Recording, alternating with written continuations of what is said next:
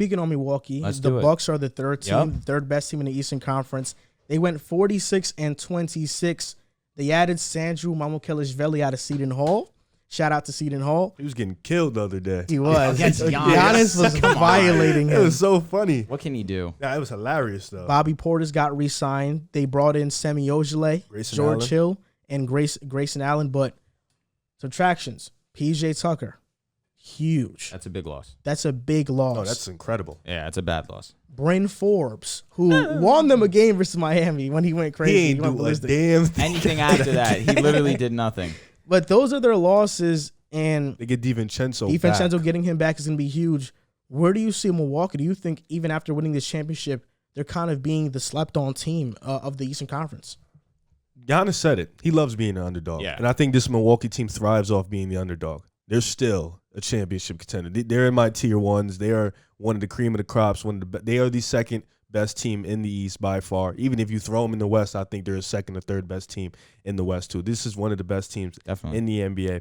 Losing P.J. Tucker, obviously, for playoff purposes specifically, it's huge because he's one of those guys that can man up and guard one of their best players on the opposite end. But you bring in guys like Grayson Allen who can shoot the three ball. You bring back Bobby Portis who brought that energy, Yep. that eruption in Milwaukee. You know, he brought that vibe. George Hill's back. You know, this is still a solid team. You know, Rodney Hill, they brought him in for depth purposes. Rodney. Okay. What I said, Rodney Hill. Rodney Who the Hill. hell is Rodney George Hill? Hill, you just combined. Oh, yeah. that's what happened. Okay, Uh-huh. yeah, Rodney and Dante DiVincenzo, who they missed for most of the playoffs. He's back. He's healthy. I think he's a solid defender, can shoot the three ball. This team is still loaded. This team still has shooters built around Giannis. PJ Tucker, losing him is going to be huge. But like you said, confidence. Yeah. I think they're going to be able to play loose. Giannis is more confident in his game. He's going to come back, and he always comes back with a new, That's a with fact. something new. Yeah. So maybe we come back and we see a little bit of the mid-range game. He sees how dominant he is. He's going to be great. Drew Holiday's still going to be that steady guy at the point guard spot. Chris Middleton, maybe he comes back. He ups his game. He just won a championship. Yep. So I think this team is still loaded. It still has all the pieces it needs to be. And their ceiling, obviously, is a championship. Their floor is the second round. If they lose out in the second round, like Brooklyn did, granted they got hurt, but like Brooklyn did last year, obviously they have to look at things. Mike Budenholzer, he gets another year because of the championship. I know we wanted him out, but he made some adjustments. He got the championship. Giannis dominated. So, like I said, ceiling, chip, floor, second.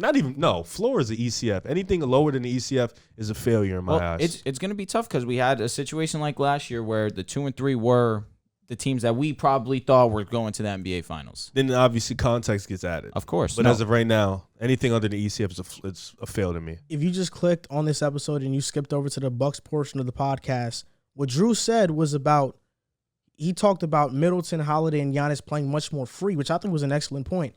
They're going to be playing much more free. They don't have that added pressure of trying to win a championship. And I think that can either play to their benefit or detriment because Interesting. now if they don't have pressure, okay, we don't have to be the 1 seed in the Eastern Conference. We can cruise by the regular season, get the 5th seed.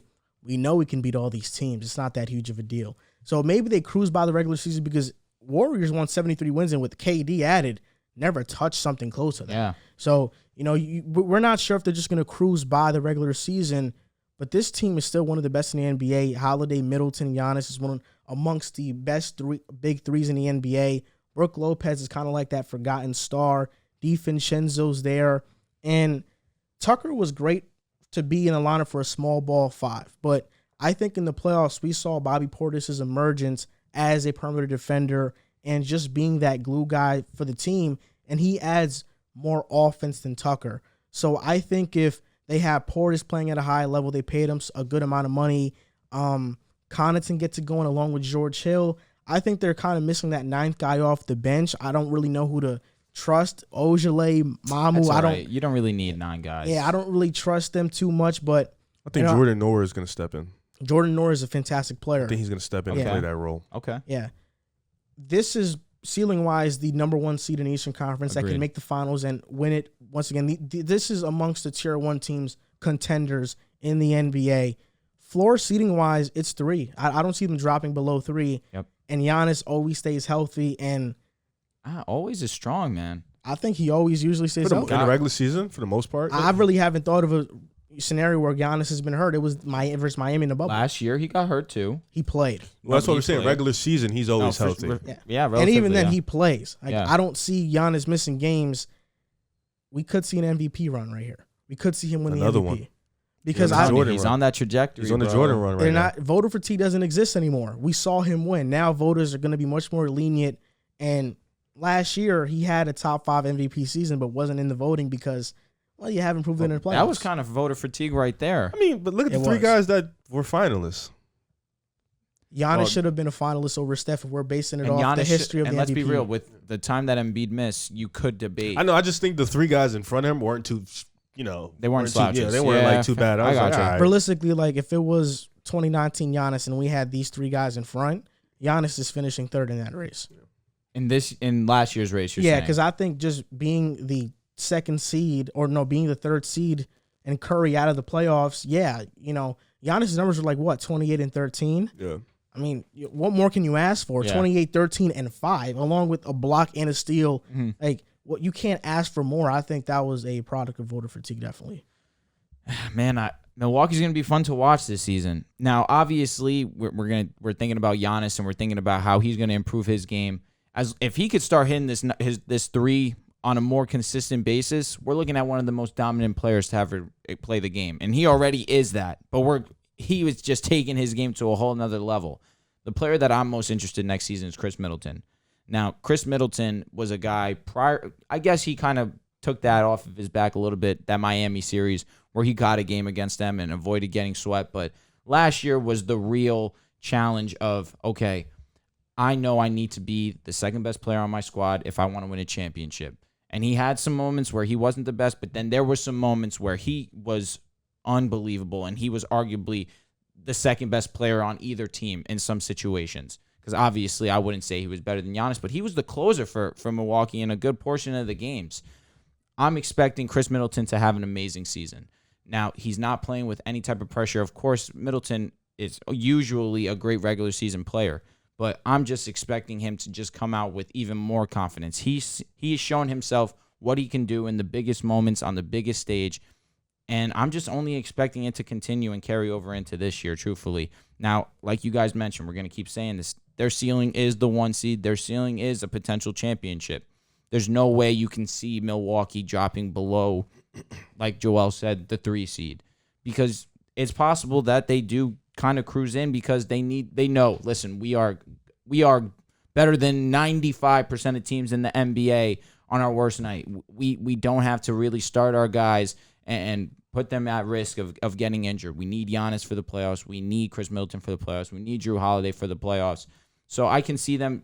Maybe it's a possibility that they take it easy and they settle for a 3 seed, but that has to be the absolute lowest I can see them going. The reason why I don't see it is because of the mentality. For sure. And the mindset of agreed. Giannis. I agree. Not only that, but understanding that last year home court advantage saved you. Yep. You know? Very true. So now I think the Bucks also understand that, okay, this is home court advantage is very important. And I think they understood that already before. I don't know. They went in Game 7 and beat Brooklyn at Brooklyn. But Game 6 was also a huge game. Game 6 was But huge. And game 4 and Game 3 were huge Brooklyn, for them too. Because they went down, but they went down 2-0. Joel, you were in that arena. How crazy was it rocking? It was crazy. No, that's what I'm saying. They went down 2-0, went home. Home saved them. Let's be honest. Because if they went down 2-0 and then went to Brooklyn, it would have been swept. It would have been over. Yeah. But I understand that, but the series changed once they went to Milwaukee. There was no home court advantage. They didn't have home court advantage. It was basically even. I understand what you're saying. Like, obviously, when they went back home, everything changed. They realized, all right, we need to, play better. So hopefully, we don't have to go down 0-2. But didn't they go down 0-2 versus Phoenix at Milwaukee? Yep. No, not at Milwaukee. Yeah. No, the Suns had a better record than them. They were home. Wow, it was. And what saved them again? Home. They didn't have advantage. They didn't have home court advantage. But it's not about having home court advantage. It's about understanding the importance of it. No, they had the best home record in the playoffs. For sure. Yeah. They had the best home record in the playoffs. No, for sure. Just why I be trying to tell people that playoff atmosphere at home is different. Home court really matters. So you're saying that they're going to be playing every single night hard as they could always be do. just to They've shown us the last 3-4 seasons that they do that. And I don't think we do see them get gassed though. That's why I wouldn't be like this season. They were a 3rd seed. Not that I just think because Philly got better. They did get better. Philly got better, and then Brooklyn got better. Yeah, Yeah, that's fair. So That's a good point. Right now, Philly got worse. Yeah. And I wouldn't say they got necessarily worse. If Ben doesn't play, obviously. Well, Philly got worse, and Brooklyn obviously got better. But I think they understand where they need to be, and they understand that the underdog mentality, and they even understand that people threw dirt on their championship because of the Brooklyn getting hurt. Yeah, Philly definitely did get worse. Without Ben, yeah. I think even if they bring back Ben, they got worse. Yep. Because the chemistry is just messed up. Okay. there. All right. Good point. I think they already got worse even if Ben comes back.